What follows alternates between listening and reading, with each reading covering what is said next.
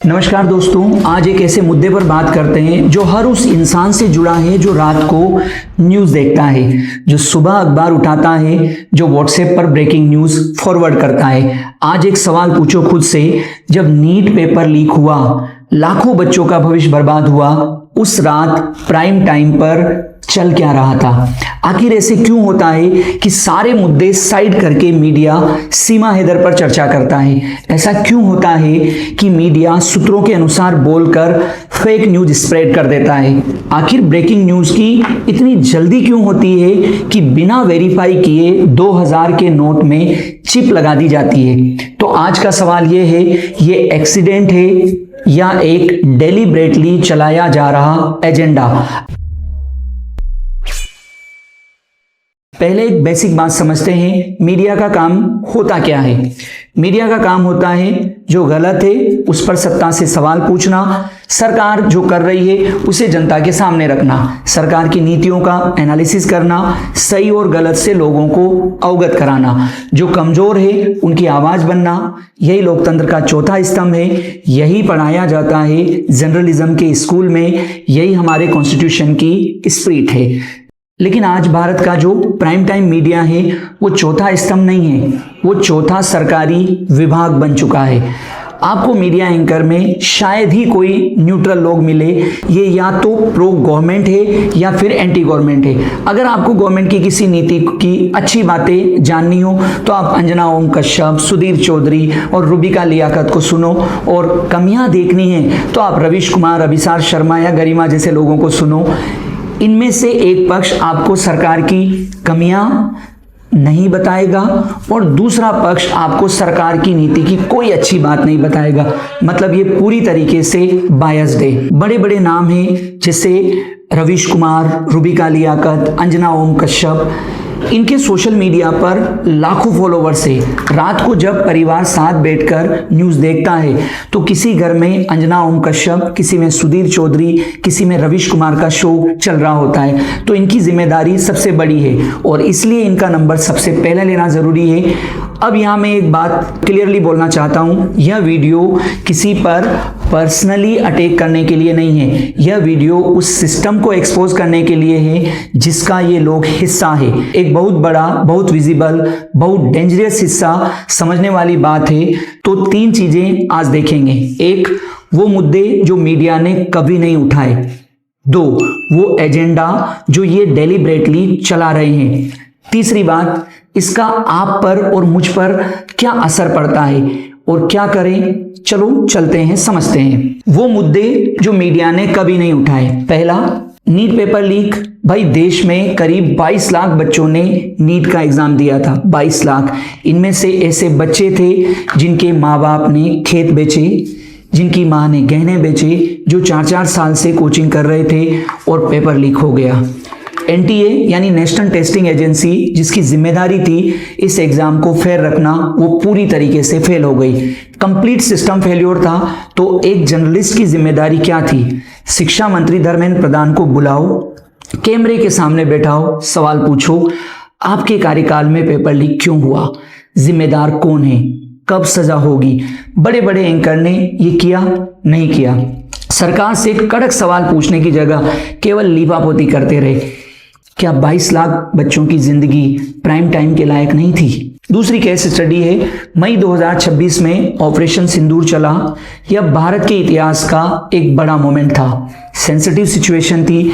ऐसे में एक रेस्पॉन्सिबल जर्नलिस्ट की जिम्मेदारी क्या होती है?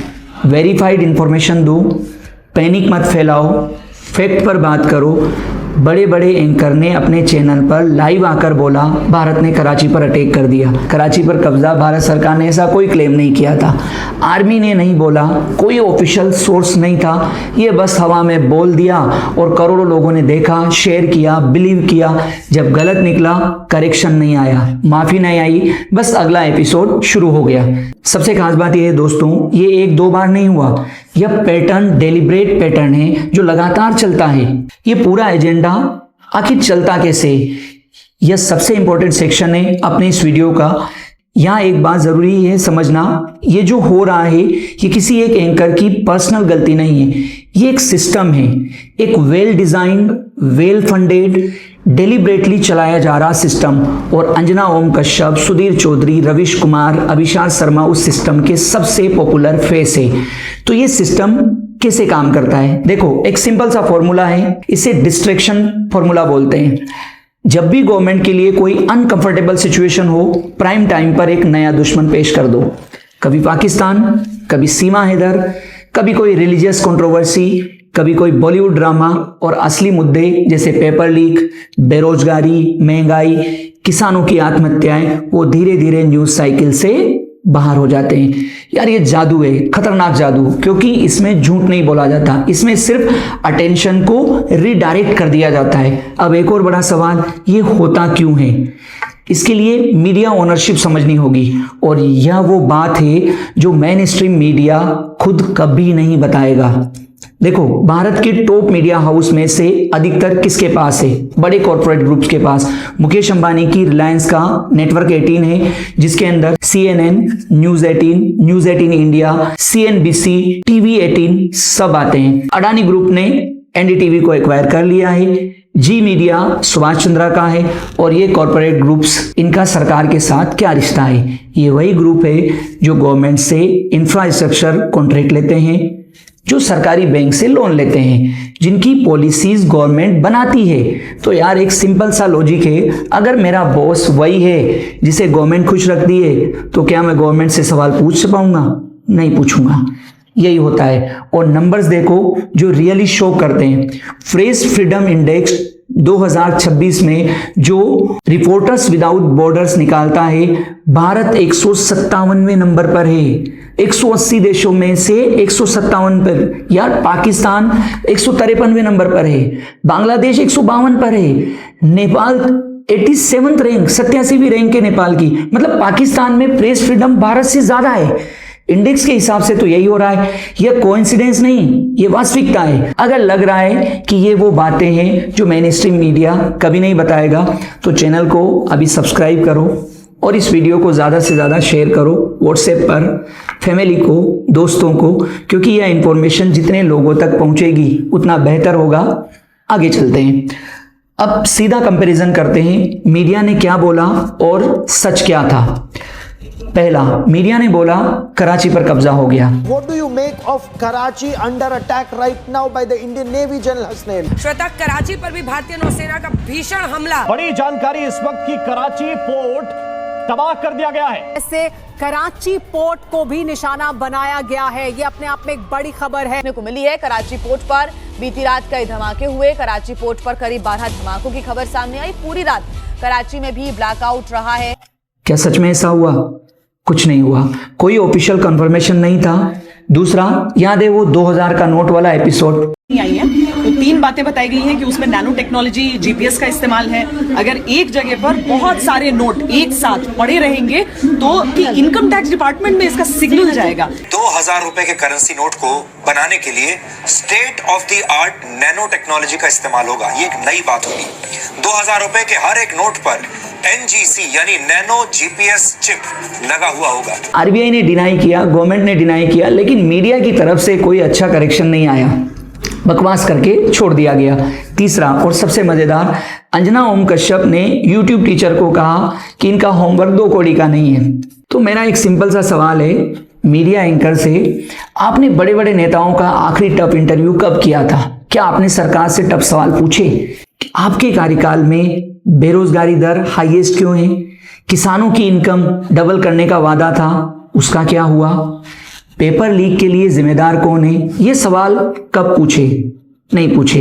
इंटरव्यू होता है, एकदम गुलाबी गुलाबी सवाल होते हैं। आपका फेवरेट फूड क्या है? आप कब सोते हैं? आप इंस्पायर किससे होते हैं? और प्राइम टाइम पर खुशी खुशी ये सब एकदम एयर हो जाता है, लोग भी मजे लेते हैं और YouTube टीचर्स को लेक्चर देते हैं। YouTube वाले स्टार टीचर्स जिनको कुछ जानना ना कौड़ी, कभी ब्लैक बोर्ड लेकर कुछ एक्सप्लेनर बनाते हैं, खाली व्यूज बटोरते हैं, उटपटांग ग्रैब्स लिखते हैं। पहले अपना होमवर्क चेक कर लो ताकि आपको दूसरे लोग इतनी ज्यादा सुनाए नहीं। देखो दोस्तों, मैं यहाँ इसलिए नहीं बोल रहा कि अंजना ओम कश्यप को पर्सनली नीचा दिखाऊं। मैं यहाँ इसलिए बोल रहा हूँ क्योंकि करोड़ों लोग इन्हें ट्रस्ट करते हैं और जब ट्रस्ट का मिसयूज होता है तो उसका डायरेक्टली असर उन लोगों पर पड़ता है, उन बच्चों पर पड़ता है जिनका पेपर लीक हुआ, किसी ने अकाउंटेबिलिटी नहीं मांगी, उन किसानों पर पड़ता है जो खबरों में नहीं आते, उन वर्कर्स पर पड़ता है जो फैक्ट्री में मर जाते हैं और प्राइम टाइम उन्हें याद नहीं करता। यही वास्तविकता है दोस्तों। इसका हमारे ऊपर असर क्या होता है? यह सिर्फ किसी एक व्यक्ति या एक एंकर का मामला नहीं है, यह एक बहुत बड़ी व्यवस्था का हिस्सा है और इस व्यवस्था का सबसे डेंजरस वेपन क्या है? आपका अटेंशन। जब आप रात को प्राइम टाइम देखते हो और वहां पाकिस्तान है, राइट्स है, सीमा हैदर है, 200 के नोट में चिप है, मिसाइलें आपस में टकरा रही है, बॉलीवुड का ड्रामा है, तो आपका दिमाग उन्हीं टॉपिक्स में उलझा रहता है। पेपर लीक याद नहीं रहता, बेरोजगारी उस समय याद नहीं आती, महंगाई याद नहीं रहती, किसानों की आत्महत्याएं हमें कोई विशेष फर्क नहीं देती। और जब किसानों की आत्महत्याओं से हमारे ऊपर कोई विशेष फर्क नहीं पड़ता और जब इलेक्शन आता है आप उसी दुश्मन के डर से वोट करते हो जो इन्होंने तुम्हारे दिमाग में बैठाया है। यह मैनिपुलेशन है और हम लोग इसके शिकार है। गुस्ताव ले बोन फ्रांस के एक बहुत बड़े सोशियोलॉजिस्ट थे। उन्होंने कहा था जो कोई भी भ्रम की आपूर्ति कर सकता है वो आसानी से उनका मालिक बन जाता है। जो कोई भी उस भ्रम को नष्ट करने का प्रयास करता है वह हमेशा उनका शिकार बनता है। यही हो रहा है। मीडिया प्रोपेगेंडा एक ऐसी चीज है जो आपको पता भी नहीं चलती। आप सोचते हो आप वेल इन्फॉर्म्ड है, लेकिन आप एक्चुअली वही सोच रहे हो जो आपके दिमाग में डाला गया है और ये किसी और ने डिसाइड किया है। और इसका सबसे बड़ा नुकसान यह है जब असली मुद्दे जैसे education system, unemployment, health care prime time पर नहीं आते तो गवर्नमेंट की अकाउंटेबिलिटी नहीं होती। जो सत्ता में हैं उन्हें पता है कि मीडिया उनसे सवाल नहीं पूछेगी तो रिफॉर्म करने की कोई अर्जेंसी नहीं है और हम लोग आम जनता सफर करते हैं। क्या सॉल्यूशन है? क्या बस गुस्सा करते रहें? क्या मीडिया को गालियां देते रहें? नहीं यार, उससे कुछ नहीं होगा। असली सॉल्यूशन क्या है? 3 सिंपल चीजें। पहली बात, कोई भी ब्रेकिंग न्यूज देखो 24 घंटे वेट करो, अगर सच है तो अगले दिन भी रहेगी। अगर 24 घंटे में वो न्यूज गायब हो जाए तो समझ जाओ वो डिस्ट्रैक्शन था। दूसरी बात, सोर्स पूछो। जब भी कोई क्लेम सुनो सूत्रों के अनुसार, विश्वसनीय सूत्रों के हवाले से, यह जर्नलिज्म नहीं है, यह गॉसिप है। ऑफिशियल स्टेटमेंट मांगो, डेटा मांगो, प्रूफ मांगो।